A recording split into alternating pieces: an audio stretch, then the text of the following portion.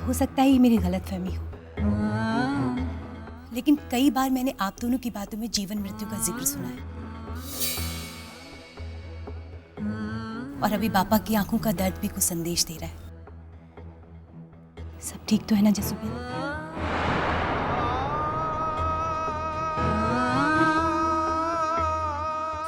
Reports आ गई हैं जसूबेन, अलग तो होना ही पड़ेगा।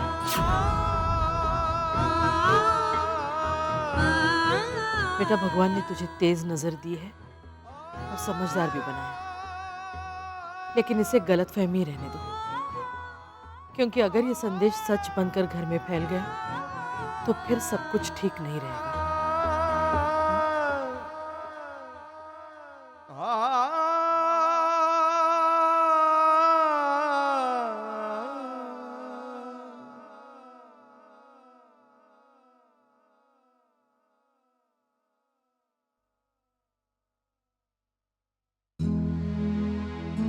बेटा, तुमने जो समझा वो... मैं तो अभी भी नींद में हूँ पापा। समझना तो दूर की बात, मैंने तो कुछ सुना भी नहीं कि जसूबेन ने क्या कहा था। आप नहा लीजिए, मैंने गर्म पानी करके बाथरूम में रख दिया है। मंदिर जाने से पहले जसूबेन आपके पास आएंगी वेड़ी लगाने, और आपको वेड़ी लगानी होगी, क्योंकि जिंदगी तो मृत्यु के बाद भी चलती रहती है, और फिर ये तो छोटा सा हादसा है। हादसा मतलब तुम... मतलब पिनाकिन भाग गया है, उसकी बात कर रही हूँ।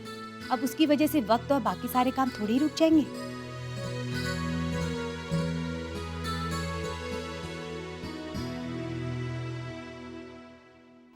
और सुबह 5:45 जो मंदिर में फूल देने गाड़ी आती है ना, वो रेलवे स्टेशन ही जाती है। हम उसमें पीछे की तरफ छुप के स्टेशन चले जाएंगे। सुपर्ब।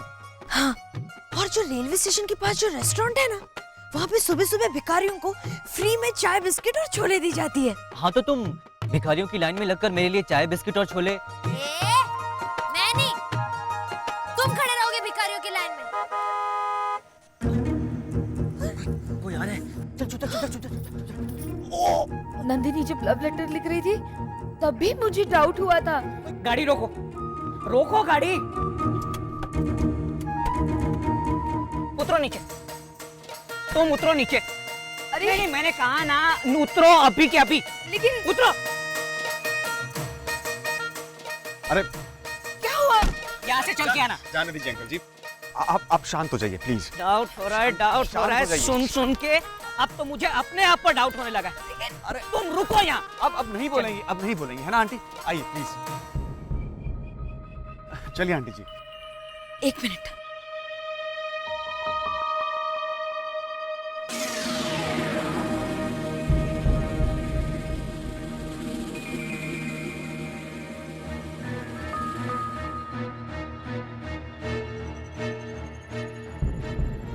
पता नहीं क्यों मुझे इस जगह से कुछ अपनापन सा लग रहा है। देखा पंकज कुमार, रात को 2:30 बजे इसे इस अंधेरे और वीराने में अपनापन लग रहा है। किस चीज से अपनापन लग रहा है तुम्हें? इस पेड़ से या उस पेड़ से? चलो चलो पंकज कुमार, अरे मरने दो उसे। अरे सुनिए तो, चलो भगाओ गाड़ी। सुनिए तो।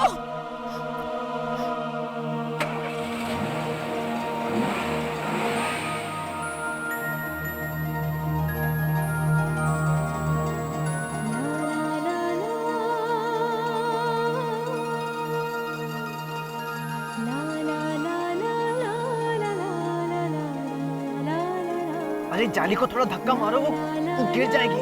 कर रही हूँ, नहीं खोल रही। अरे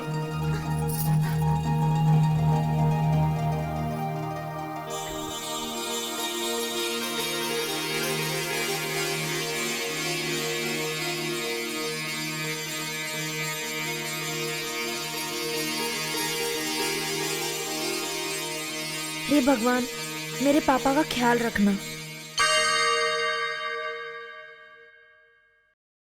हाई है, बीपी बहुत हाई है अंकल, संभालिए। अरे क्या संभालूं? रह के एक बम फोड़े जा रही है, पहले कुछ नहीं बताती। वैसे नंदिनी ने जब 4 जोड़ी सलवार कमीज सिलवाए थे ना, तभी मुझे डाउट हो गया था। मैंने उससे पूछा भी कि 4 जोड़ी सलवार कमीज, तो उसने कहा दिवाली आ रही है ना। जनवरी में दिवाली? नहीं आती ना, तभी मुझे डाउट हो गया था कि मेरा डाउट सही है। तो बताया क्यों नहीं? देखा, इसी तरह चिल्लाते हैं, इसीलिए मैं बता नहीं पाती। क्या करूं मैं इसका? आप शांत रहिए वरना आपको जरूर कुछ हो जाएगा। कैसे शांत रहूं पंकज? आपका बड़ा साला चंदू अब मेरे सर पर नाचेगा। क्या हम दोनों समझी हो गए? मेरी बेटी पे जुल्म करेगा वो, काम वाली बनाकर रखेगा उसे। ऐसा कभी नहीं होगा। मेरी जिंदगी में भी कितनी प्रॉब्लम्स हैं, लेकिन मैं कभी निराश हुआ नहीं ना, क्योंकि उस घर में जस्सू बहन है। मुझे उन पर पूरा भरोसा है, वो सब ठीक कर देंगे।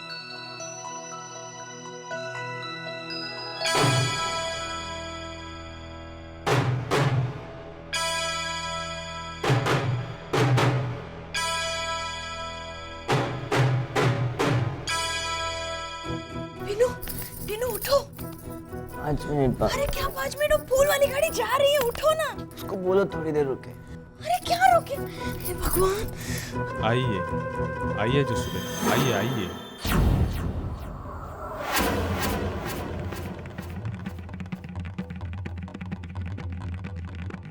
टीनू, टीनू उठो, जस्सू बहन आ रही है।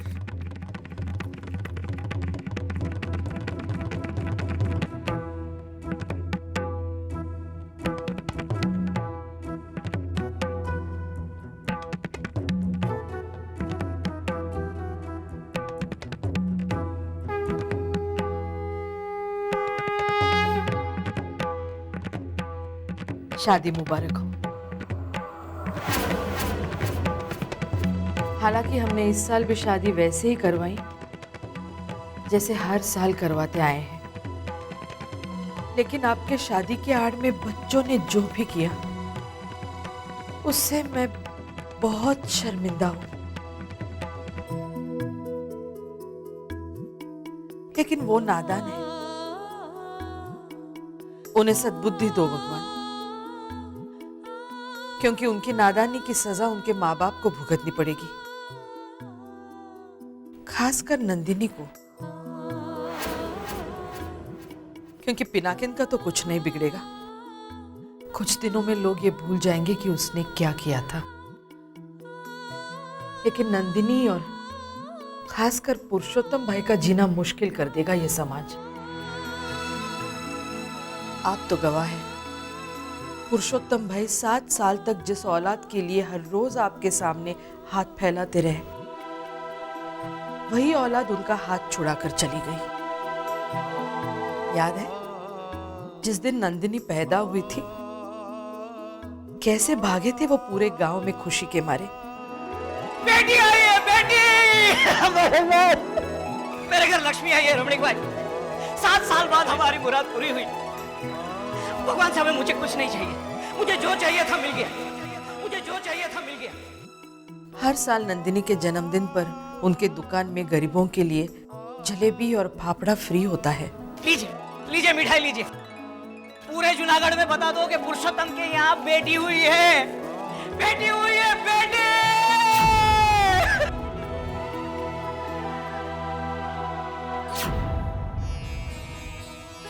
बहुत बहुत शुक्रिया भगवान कि तूने हमें बेटी दी।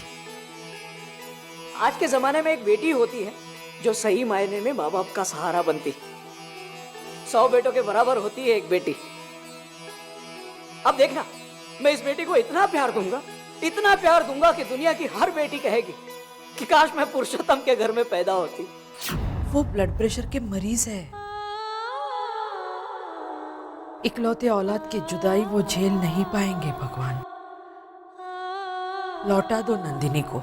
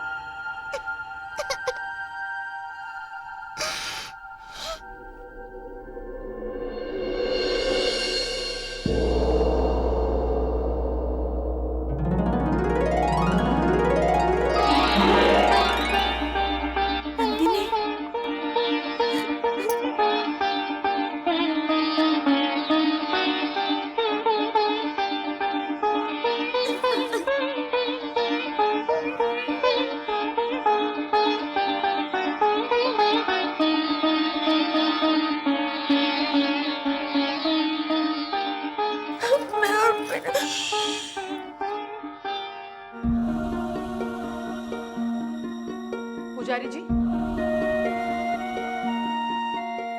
पुजारी जी, मैं जरा 5 मिनट के लिए मंदिर का दरवाजा बंद कर रही हूँ। अगर कोई दर्शन के लिए आए तो आप संभाल लीजिए।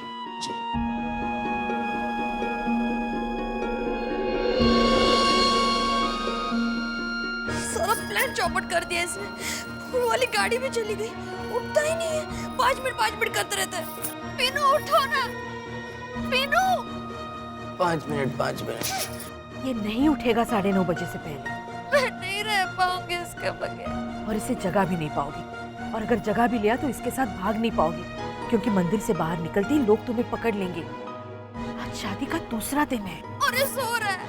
मैं महादेव की शादी की बात कर रही हूँ।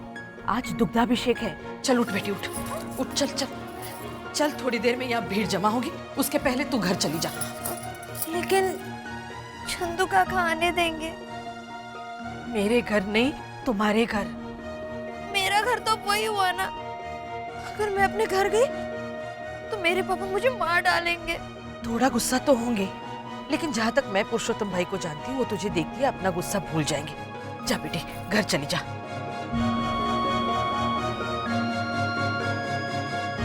नंदिनी, नहीं, ये मुझसे नहीं होगा।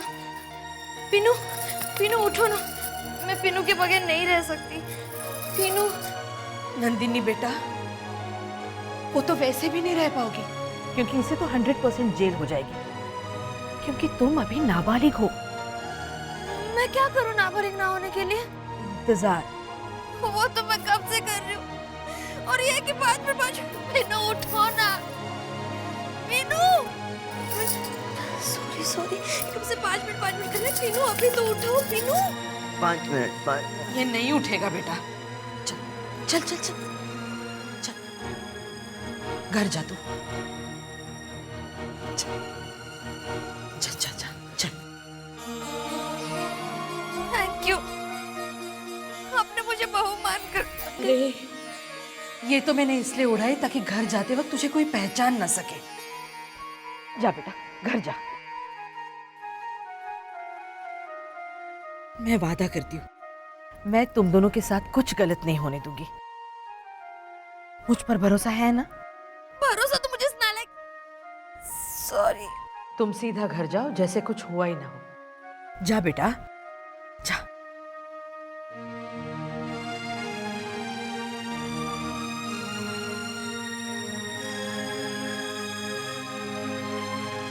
लेकिन जस्सू बहन, मेरे पापा मुझे मारे ना तो मैं सह लूंगी। लेकिन देखना कि चंदू अंकल इससे ना मारे। इससे चोट बहुत लगती है।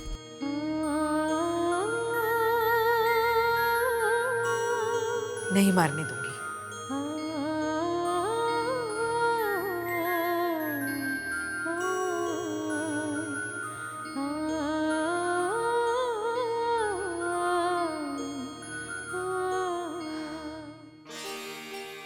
आपका लाख लाख शुक्र है भगवान, मैंने अभी मांगा और आपने आप ही दे दिया।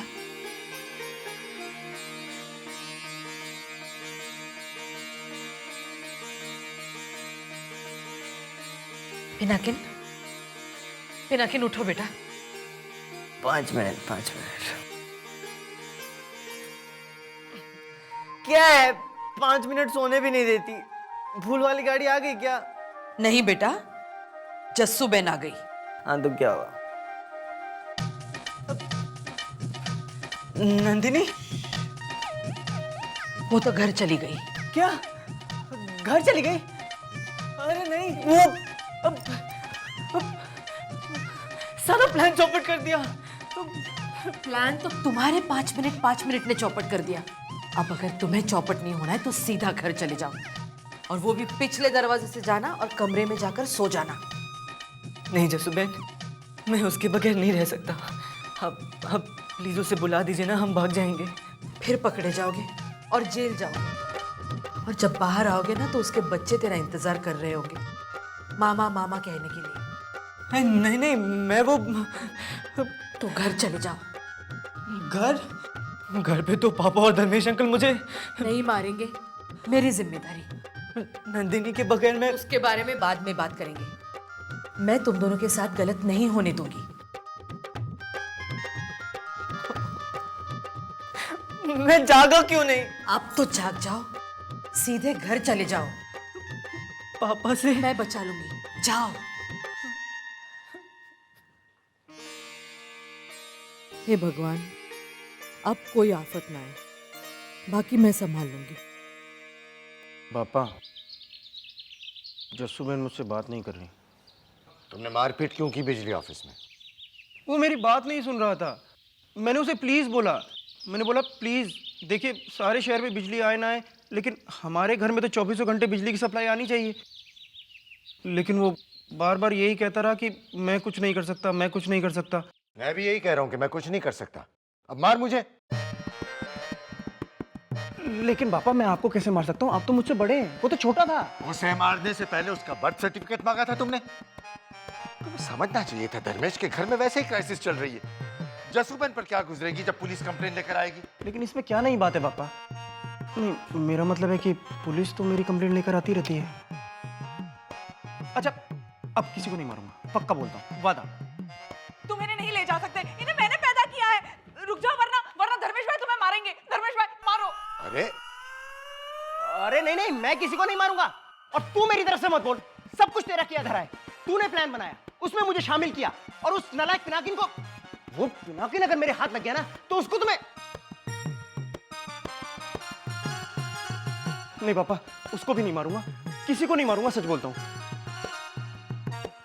पंकज कुमार, आप इस मुसीबत को ले जाइए। धर्मेश भाई, ये लिमिट क्रॉस कर रही है पापा। मैं बच्चों को यहाँ नहीं रहने दे सकता बिगड़ने के लिए। आप पूछिए इससे, क्या क्या सिखाती है इनको? मैं बच्चों को इनकी माँ के खिलाफ कुछ नहीं सिखाती हूँ। नहीं नहीं, मैंने एक दिन देखा था आपको, आप बच्चों को सिखा रही थी कि तुम्हारी दादी डाकू रानी जमुना बहन है और गॉडजिला बेन, सुरपंखा बेन और पंकज अंकल और उनकी मम्मी तो विक्रम वेताल की जोड़ी है। सुन लिया पापा, ये सब तो मेरे सामने भी कहती थी और मैं बर्दाश्त कर लेता था, लेकिन अब यही सब बातें मेरे बच्चों को सिखाकर इन्हें बिगाड़ रही है। चलो बच्चों, रुक जाओ, मैं नहीं ले जाने दूंगी बच्चों को। जिज्ञा,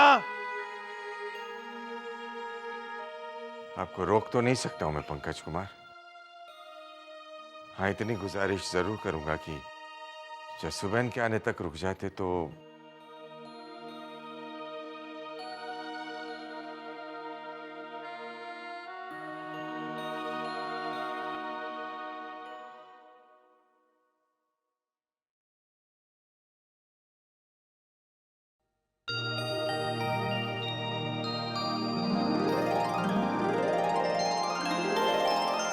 नंदू, नंदू, मेरी बच्ची। भगवान का लाख लाख शुक्र है तू आ गई। वैसे सवेरे कौवा यहाँ आकर काव काव कर रहा था ना, तभी मुझे डाउट हो गया था कि जरूर कोई ना कोई आने वाला है। कहाँ चली गई थी नंदू? नंदू, अरे देख रही,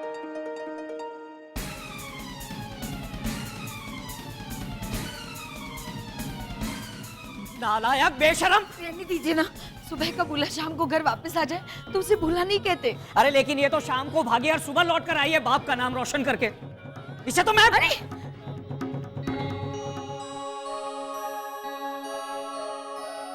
तुम्हें तो मैं नहीं मार, लेकिन उस भिखार चंद के बेटे को तो मैं गरम तेल में डाल दूंगा। देखा, तकिया ही है, पर ऐसा लग रहा था कि नहीं कि पिनाके नहीं सो रहा है।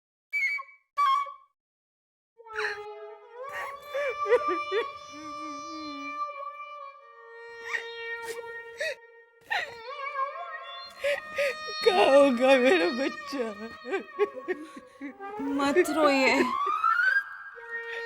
मत रोइए ना भाभी। अच्छा ये लीजिए, हाँ अभी इसी से काम चलाइए। पता है जब अपना कोई दूर चला जाता है ना तो इसी का सहारा बचता है। कैसे भूखा है मेरा बच्चा? भाभी संभालिए अपने आप को भाभी।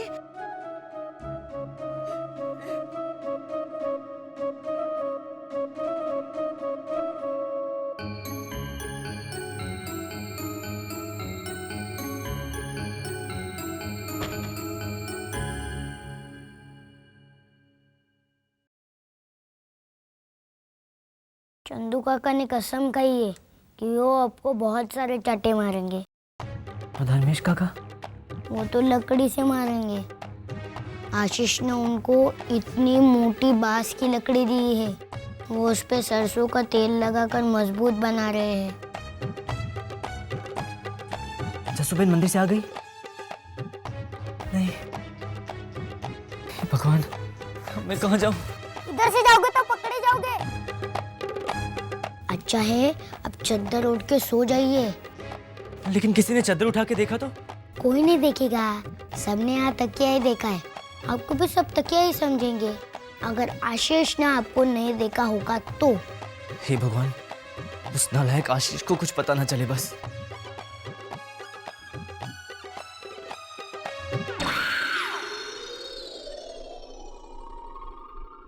पति? अरे उस पंडित ने 4 बार ओम स्वाहा क्या बोल दिया? वो नालायक लड़का तुम्हारे लिए पति हो गया? वो शादी नहीं थी, खेल था, खेल। वो आपके लिए होगा। मैंने तो उसे अपना पति मानकर। आप शांत रहिए ना। वैसे सिनेमा देखने के बाद इसने करवा चौथ का व्रत रखा था ना, तब भी मुझे डाउट हो गया था कि हम लोग तो गुजराती हैं, फिर ये करवा चौथ का व्रत क्यों रख रही है? सुधा, तू एक बार में ही बोलते है, तुझे कब कब डाउट हुआ था? हाँ, वैसे 4 साल पहले इनकी चिट्ठियों का लेन देन चल रहा था ना, तब भी मुझे डाउट गया था। है? 4 साल? हाँ। 4 साल तक तेरी नाक के नीचे ये सब चलता रहा और तू अभी तक कंफर्म नहीं हुई? 4 साल पहले तो मुझे ब्लड प्रेशर भी नहीं था। अगर उस वक्त बता दिया होता तो? मैं बताने का सोच ही रही थी, तब भी मुझे डाउट हुआ कहीं आपको ब्लड प्रेशर ना हो जाए। बेटी मैं क्या करूं तेरी इस माँ का? सुधा, ये लास्ट टाइम था, मैं सच बोल रहा हूं। अब अगर तुझे एक बार भी डाउट हुआ ना तो थप्पड़ मारूंगा। जी जी जी जी जी जी, आप अपनी पत्नी पर हाथ उठाएंगे? ओहो, आपको पता है जब मेरे पति को गुस्सा आता है ना, तब तो वो हाथ जोड़ते हैं मेरे आगे। अरे मैं उस नालायक को, अच्छा वो लड़का नालायक ना सही, लेकिन तुम ये तो मानती हो ना कि उसका वो भिखारचंद बाप एक नंबर का खड़ूस और बददिमाग है। ये तो वो भी मानते हैं। पूछो इससे, कहीं खेल खेल में इन दोनों के बीच कुछ। जाओ।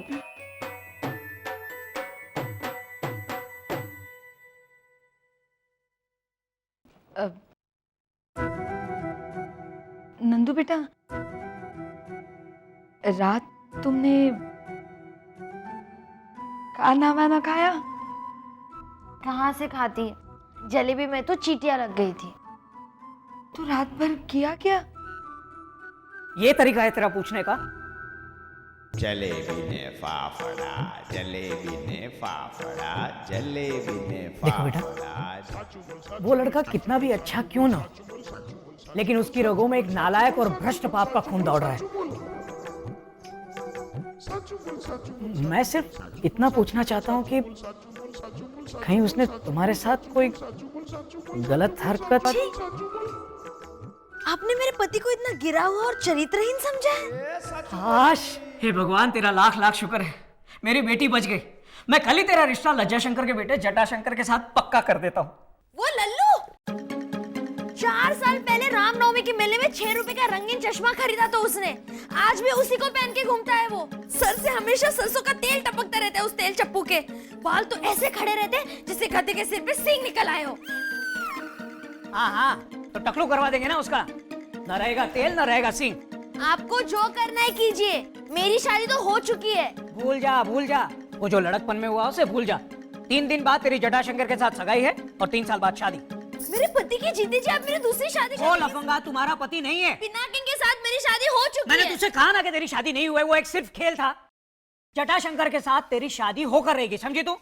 अगर आप मेरी दूसरी शादी जबरदस्ती करवाएंगे ना तो मैं पुलिस में जाऊंगी।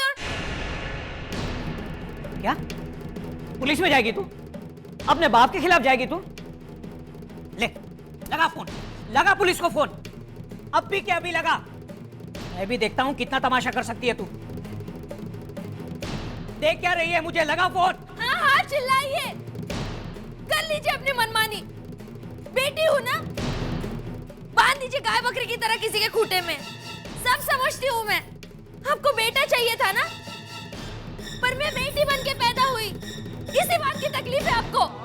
आपको बेटा चाहिए था ना, आपको बेटा चाहिए था ना। बेटी बन के पैदा हुई, पर मैं बेटी बन के पैदा हुई। इसी बात की तकलीफ है आपको। इसी बात की तकलीफ है आपको। 7 साल बाद हमारी मुराद पूरी हुई। भगवान से हमें मुझे कुछ नहीं चाहिए। बेटी